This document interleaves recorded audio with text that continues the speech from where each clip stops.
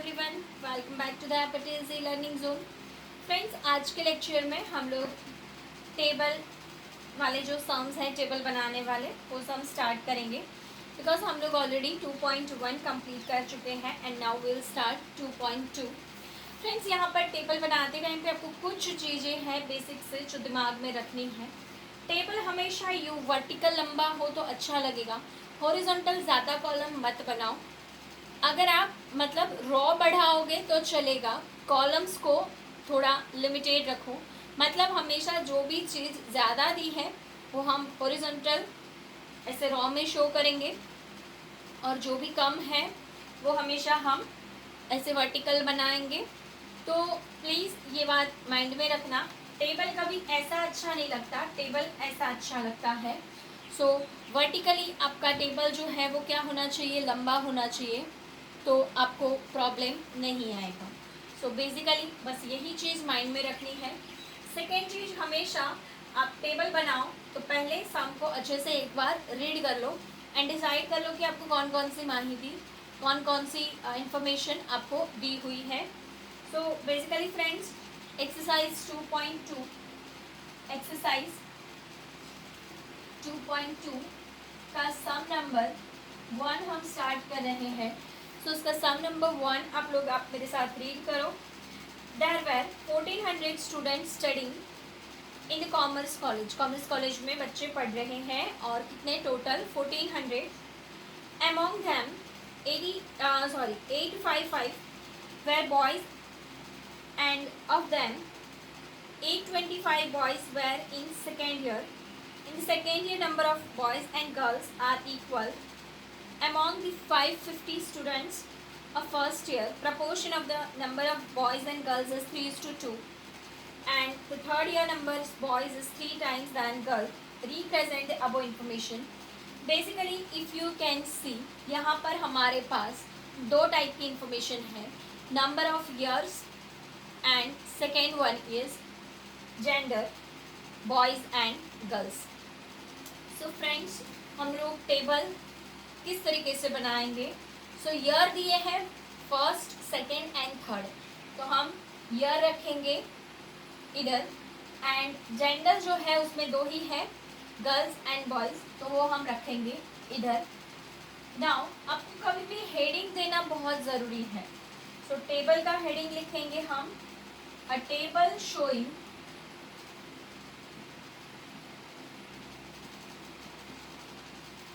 classification of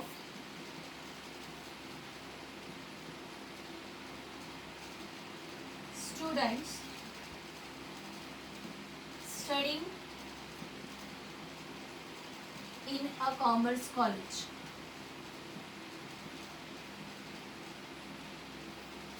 Done. Then after एक table बना देते हैं।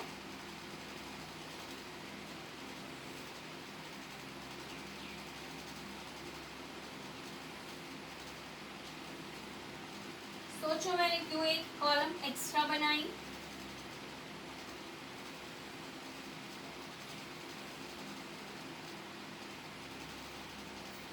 यहाँ पर मैं लिखूंगी year, that is first, second and third. ठीक है, यहाँ पे मैं लिखूंगी gender, girls, boys and total. यहाँ पे भी मैं लिखूंगी टोटल। सो फ्रेंड्स, टोटल की कॉलम बनानी बहुत ज़रूरी होती है, उसके ऊपर से बहुत सारे आंसर तो यूं ही मिल जाते हैं। अब हम लोग फिर से सम को पढ़ते जाएंगे एंड सॉल्व करते जाएंगे। तो पहले पढ़ो आप सम क्या कहते हैं। There were 1400 students studying in college. So total तीनों साल के और गर्ल्स एंड बॉयज मिलाकर कितने हैं, 1400। फिर बोला among them 855 were boys. क्या बोला, 855 were boys. So boys कितने हैं total, 855. Now you can just fill this gap. Girls कितनी होगी, 1400 minus 855. So your answer will be 545. 1400 minus 855. So 545 girls होगी. Hope you can understand. 545. So जो भी friends मैं यहाँ पे अपने आप ढूंढ के लिख रही हूँ उसको मैं ब्लू पेन से लिख रही हूँ. So you can identify easily कि क्या क्या दिया है, क्या क्या हमने ढूंढ निकाला. आगे दिया हुआ है आउट ऑफ देम, मतलब ये टोटल बॉयज में से 225 boys are in second year. 225 boys are in second year. In second year number of boys and number of girls are equal. तो यहाँ पे अगर 225 है तो यहाँ पे भी 225 ही होने हैं. तो अगेन मैंने इन दोनों का टोटल करके इधर लिख दिया 450. क्लियर? आगे रीड करो. Among the 550 students of first year, मतलब फर्स्ट ईयर में टोटल कितने स्टूडेंट हैं? 550. टोटल कितने स्टूडेंट्स हैं? 550. और बोला कि these are in the ratio of 3:2. 3:2. Now देखो ये रेशियो में डिवाइड कैसे करेंगे. तो सबसे पहले 3:2 दिया है. सो बेसिकली हमें करना है 3 + 2. तो टोटल हिस्से कितने हुए? 5. नाउ 550 डिवाइड बाय टोटल हिस्से, मतलब ये वाला जितने भी आपके टोटल हिस्से हैं उससे डिवाइड कर देंगे. सो 550 डिवाइड बाई 5 क्या मिला? 110. 110 को मल्टीप्लाई करो इंटू 3 एंड इंटू 2. इंटू 3 करोगे तो मिलेंगे बॉयज, क्योंकि आगे पहले बॉयज लिखा है. सो बॉयज मिलेंगे 3 टाइम्स. तो योर आंसर इज 330 एंड 220. मैंने इधर गर्ल्स एंड बॉयज ऐसे लिखा है. अगर आप बॉयज पहले लिखोगे तो सही रहेगा, नहीं लिखोगे ऐसे लिखोगे कोई प्रॉब्लम नहीं है, आंसर तो चेंज नहीं होगा, वही रहेगा. नेक्स्ट, अब हमें कुछ भी देखने की जरूरत नहीं है. इसमें से ये दोनों माइनस करो, ये मिल जाएगा. इसमें से ये दोनों माइनस करो, मिल जाएगा. इसमें से ये दोनों माइनस करो, मिल जाएगा. इन दोनों का टोटल करके एक बार देख लेने का कि ये आया कि नहीं. चलो very simple. 545 minus 220 minus 225. Sorry answer is 100. 855. इसमें से ये दोनों माइनस करो तो मिल गया 300. इन दोनों का टोटल करो 400. इन तीनों का टोटल इतना आना चाहिए 550 प्लस 450 प्लस 400 आ गया 1400. Clear friends? होप सो आप लोगों को समझ में आया. बहुत ही सिंपल सा सम था, पजल जैसा लगता है.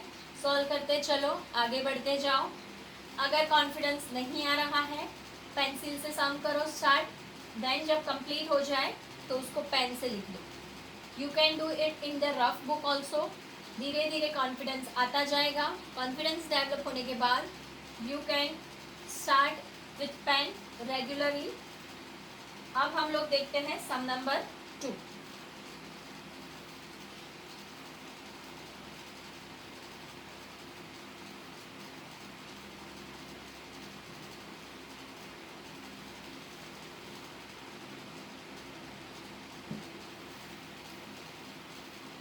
You can read sum number 2.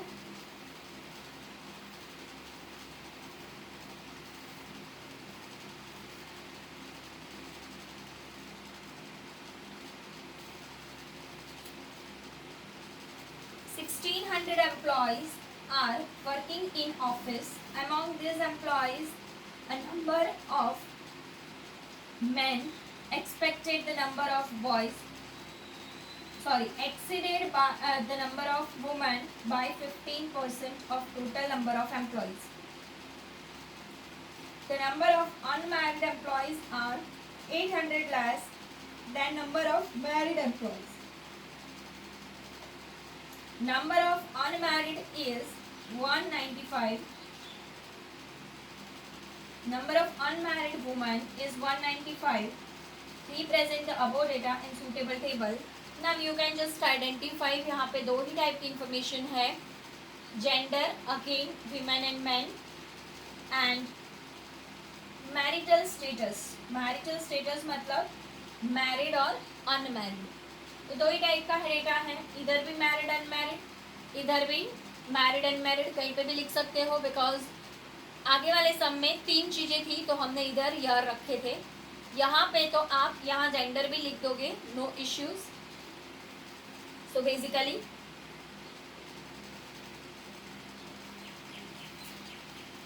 a table showing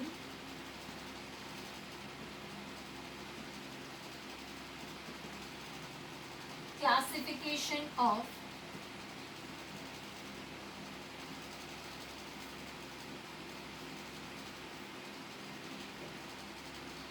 employees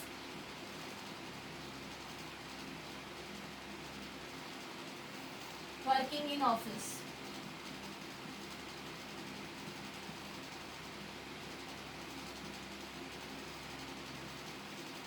table यहाँ पे भी बहुत ही सिंपल बनेगा।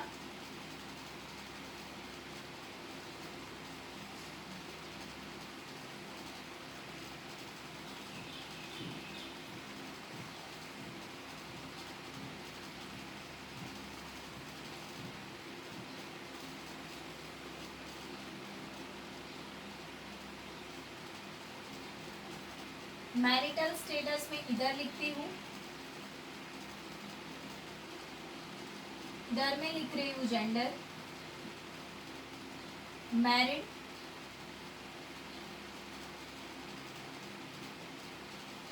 Unmarried, total, man, women, total. तो ये हमारा बन गया सिंपल सा table. And now what we have to do, fill this gaps। Total employees are 1600। Among these employees the number of men exceeded number of women। तो ज्यादा कौन हुआ, number of men by 15% of total number of employees। 15% of total number of employees. तो total employees के 15% कितने हो गए पहले तो वो ढूंढ लेते हैं। तो 1600 इंटू 15% करोगे तो मिलेगा 240। So number of man are exceeded by 240 then women. So man plus women is equals to यहाँ पे है 1600, बट मैन जो है वो है x plus 240 and plus women जो है वो है x। क्लियर? मैन क्या है, ज्यादा है, वुमेन क्या है, x है। सो ऑटोमेटिकली आपका आंसर करेक्ट मिल जाएगा आपको। अब हम ब्रैकेट ओपन कर लेते हैं। तो x plus 240 plus x is equals to 1600। Now ये 240 उस साइड चला जाएगा, x मिलके 240 बन जाएगा। 1600 minus 240, so 2x is equals to 1360। तो x इज इक्वल्स टू, इसको डिवाइड बाय 2 कर लो, 680। सो टोटल वुमेन कितनी है, 680 एंड टोटल मैन कितने हैं, x प्लस 240 मतलब 680 में 240 दो ऐड करो तो मिल गए 920। क्लियर? समझ में आई बात? पक्का?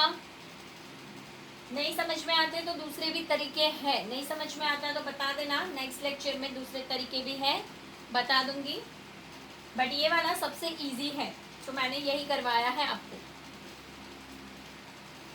नेक्स्ट देखो आगे क्या कहते हैं, a number of unmarried employees are less than number of married employees. तो देखो अनमैरिड से मैरिड क्या है, ज्यादा है। फिर से पढ़ो क्या कहते हैं, unmarried employees are 800 less than married.